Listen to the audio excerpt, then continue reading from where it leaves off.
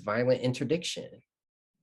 So I only find the Black body when it has been violently interdicted. So then what then does it mean to be fugitive? It means for there to be something that is potentially missing from the record, right?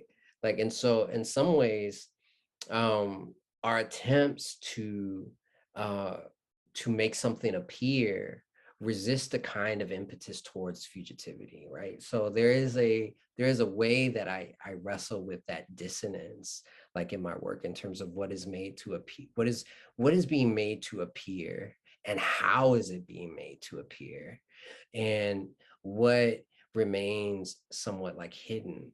Who is the work speaking to? Like, thinking about like translation,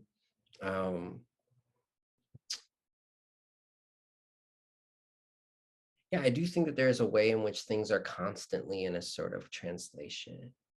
And there's a way that there's a attempt at exhausting the thing that I seem to feel is in many ways inexhaustible. It's like, how is it that you, like, I think that if I'm going to say and believe what I'm talking about in my bio as like English not being, or being incapable of describing Blackness outside of a regime of death and dying, and I do mean that, right? Like, if the English language is incapable of that, then there's something that we have to do to that language, right? Like, if I'm here in this language, there's something that I have to do with it.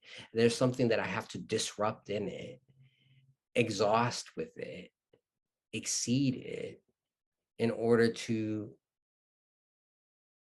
attempt to do the thing that I don't even know if it's possible to be done, right? Like, I feel like you're kind of in the space of a kind of abyssalness, you know, is leaping without knowing if there is anything to catch you, you know.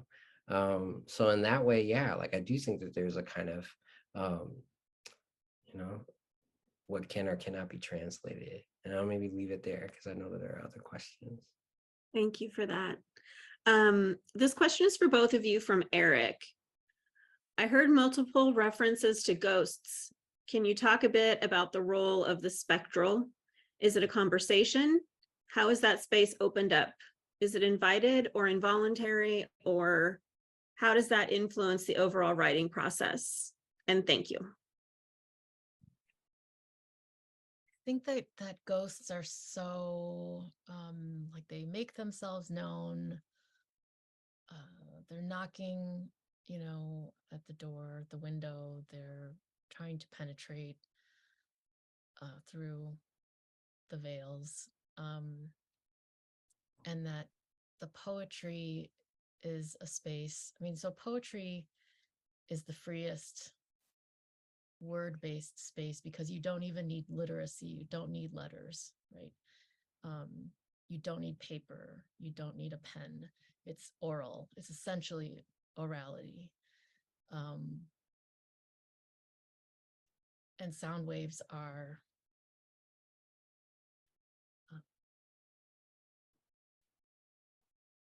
have a thingness, like a solidity to them,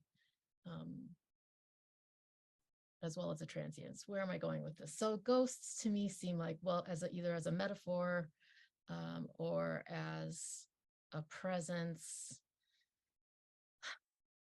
I mean, in my writing, I feel like a lot of it too is about just how, like my first poem that I read, one of the sections starts with the scene of the crime.